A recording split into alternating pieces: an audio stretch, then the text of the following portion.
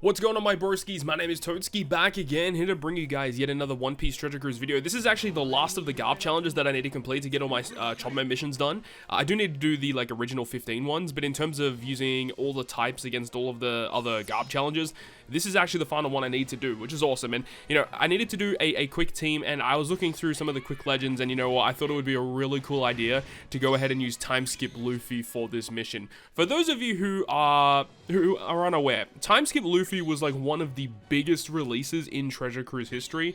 He was one of the first legends to come into the game that was pretty much power creeping into tier 0. Obviously you had Log Luffy in the very early days, who was very powerful and was by far and away the best legend in the game, and this was the next echelon above that, where they brought this character out and he was just so far and away better than everything. Between this guy and V1 Sakazuki, they were always competing for the #1 spot. Obviously Sakazuki was more rainbow focused, whereas Timeskip Luffy is more focused on running mono free spirit characters. And of course, he was actually one of the first characters to have level limit break. If I remember correctly, I think he literally debuted in the first batch of level limit breaks. If not, he was one of the second or third batches. He was very, very early on in the game in terms of the level limit break buffs. And it is unfortunate because this character doesn't have a super type or an EX super or anything like that, which would really help him out. But in terms of what he does, for those of you who are unaware, he does give free spirit characters a flat 4x bonus attack.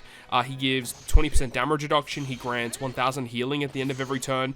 But then whenever you activate his special ability, the attack multiplier from his captain ability will increase, going from a 4x attack boost to a 5x attack boost for those 3 turns. And that was kind of the main difference with him. Beforehand, before his level limit break, he was a 2.5 captain, and then damage reduction as well. And then when you activate the special ability, he went from a 2.5 to a 4x captain. And when this guy came out, 4x captains were basically non-existent, which is why he was, considered to be one of the best in the game. Very, very good defensively as well because of that 20% damage reduction. With double Luffy, obviously it multiplies together, so you're just tanking way less damage, especially if you have damage reduction tome sockets on your characters as well. You just take way less damage.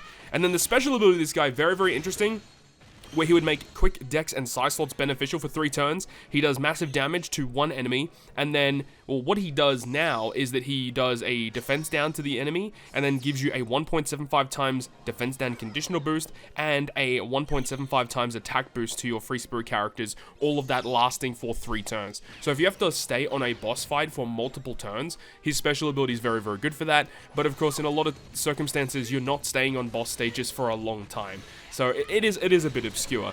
And, before his level limit break, he wouldn't provide any boosts at all with his special. It would just be making slots beneficial for 3 turns and doing damage. That's all it would do.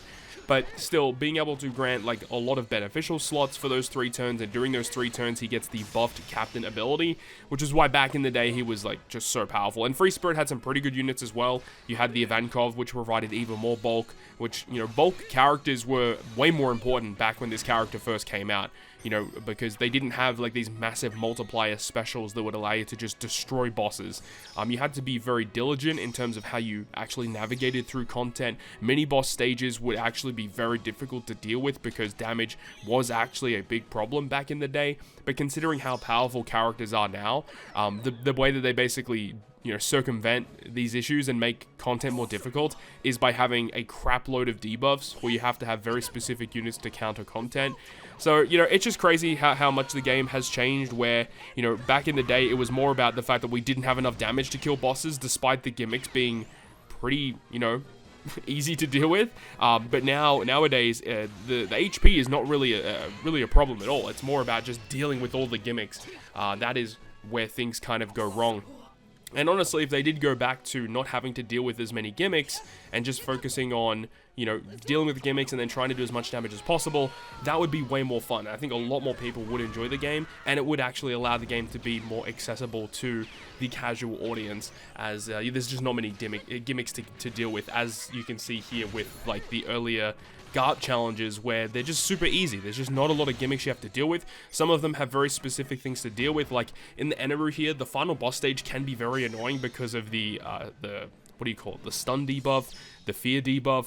Obviously very annoying, because not a lot of characters deal with them, but that's the only annoying thing in this content really, because the enemies don't hit very hard, they don't have a lot of HP, So, you know, content like this, I think, is the better way to go about things to allow people to get into treasure cruise way, way easier. But that is going to wrap it up for me, guys. Let me know your thoughts and opinions about Timeskip Luffy, and what are your memories of Timeskip Luffy, because it is still one of my favorite legends in the game.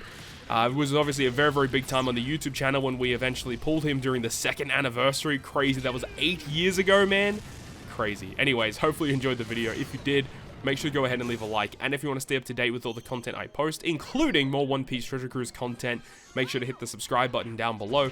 On that, guys, I'll see you guys within the next video.